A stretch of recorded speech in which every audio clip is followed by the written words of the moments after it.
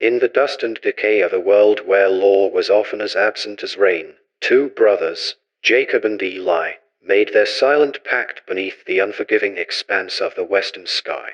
They rode with shadows trailing behind them, shadows cast not by the sun but by their own sordid pasts. Men of violence, they'd sworn off the bottle and the bullet, seeking redemption on a long trail from the rugged cliffs of Oregon to the deceptive calm of a maybe imaginary place called Florida.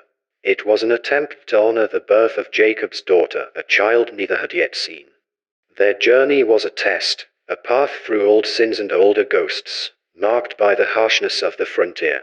They battled the blight of nature and man, from the cruel bite of winter in the Rockies to the simmering heat of the Texas plains, a landscape as relentless and barren as their chances for true peace. But fate is as fickle as a gambler's heart. Near a dust-choked bend in the road not far from Tombstone, their weary horses brought them to a halt outside a derelict structure, its facade as weathered as the men who sought its refuge. The sign, swinging with a creak that seemed to moan the word, "Saloon," read, "The Last Call."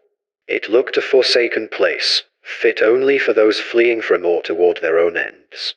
Yet, inside, it bore the marks of a different age, opulent in a way that spoke of forgotten glories. Its bar, a long stretch of dark wood, polished by the elbows of countless lost souls, reflected the dim light of lanterns that hung from a ceiling clouded with the smoke of tobacco and whispered regrets. The barkeep, a man whose eyes had seen more duels than the law would care to count, nodded to them with an unnerving familiarity. "Jacob, Eli," he intoned, his voice graveled with the dust of the desert. "Thought you'd sworn off the drink." Jacob's hand twitched toward the gun belt he no longer wore, a reflex born of a darker time. "We have," he rasped, his eyes not leaving the barkeep's. "A toast to the road doesn't count as breaking your vow," the barkeep suggested, setting down two glasses with a deliberation that felt almost solemn. The saloon was cramped, the air thick with the heat of bodies and the heavier weight of their stares, each one a story of regret.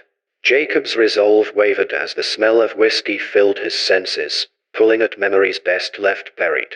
Beside him, Eli's gaze fixed on the glass, his resolve melting like ice under the desert sun. "Just one," Eli murmured, his voice barely carrying over the murmur of the crowd.